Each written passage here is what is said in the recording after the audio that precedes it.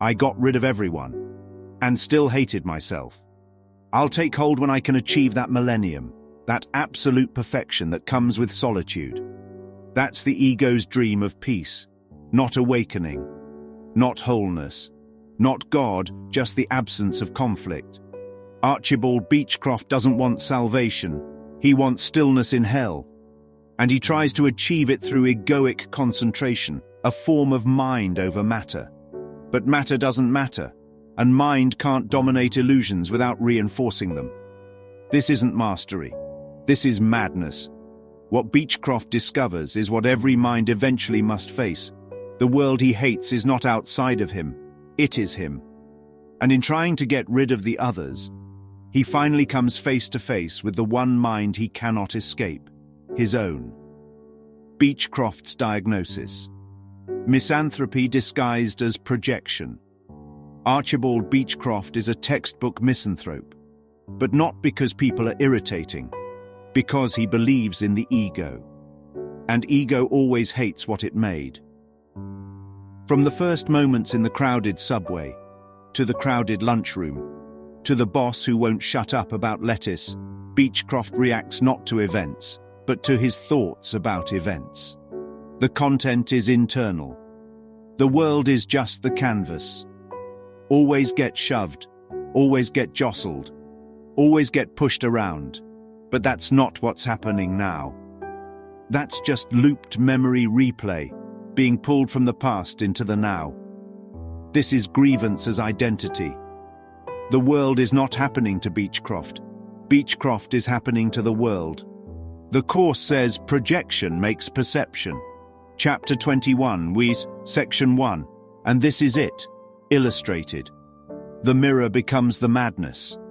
Eventually, Beechcroft eliminates everyone. The subway is empty. The office is silent. The landlord is gone. No people, no problem, except he's still not free. Because the world he erased wasn't the world, it was just the mirror. And when he brings the world back, this time populated entirely by himself, he snaps. The very thing he thought would bring peace becomes a prison of self-recognition. Why? Because the ego needs others to project onto. Without a world of them, it can't export its guilt. When everyone becomes Beechcroft, the ego has nowhere to hide. A lot of me is just as bad as a lot of them. And just like that, the mirror has turned. The projection collapsed. And now all that remains is the truth. And the truth is, it was always him. The ego's version of mind over matter. The phrase mind over matter is loaded. It suggests mastery, control, willpower. But here's the spiritual plot twist. Matter doesn't exist. So what's really being controlled? Nothing. The ego sells power fantasies to make the dream seem real. If one can move mountains with thought, then the mountain must be real. And if it's real, then separation is real. And if separation is real, then sin is real. And guilt is real. And punishment is inevitable.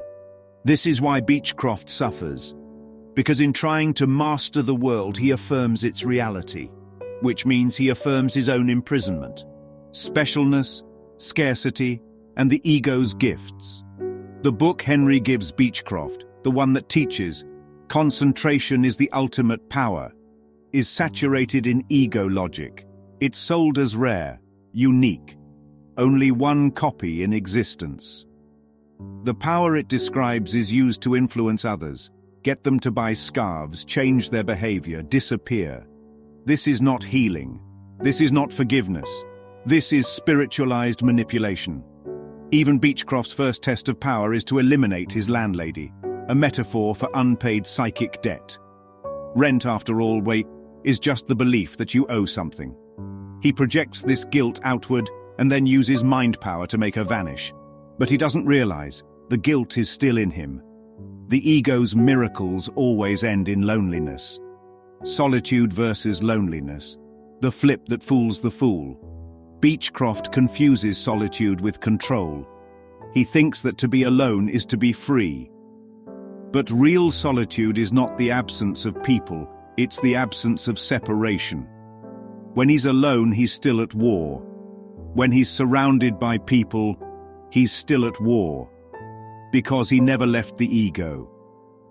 A Course in Miracles teaches that there is only one problem, the belief in separation, and only one solution, to remember that it never happened. Beechcroft doesn't want that. He wants peace on his terms. And that's why he fails.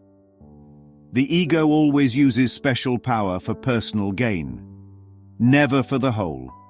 It is always protecting itself, never undoing itself. Even his supposed solution, replicating himself in others, was an act of self-protection, not self-honesty.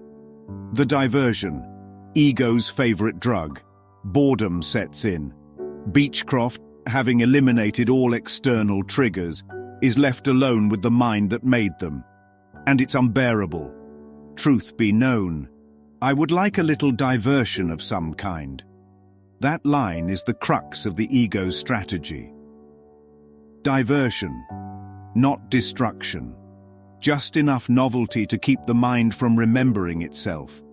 Every desire, every preference, every attempt to occupy time is a clever form of avoidance.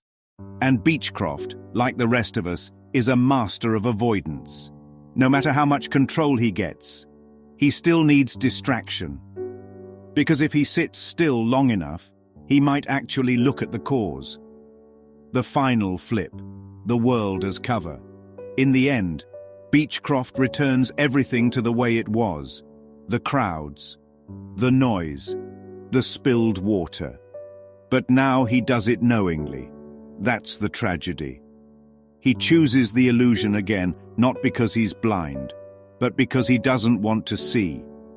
The ego will always choose the noisy dream over the quiet truth. Because the truth is the end of the ego. He tells Henry the book was totally unbelievable. And maybe he's right.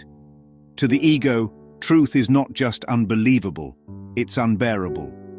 Because truth means there is no Archibald Beechcroft to save. And no world to conquer. Final note from Rod Serling with commentary.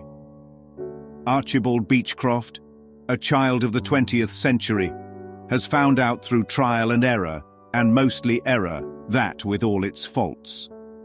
This may well be the best of all possible worlds.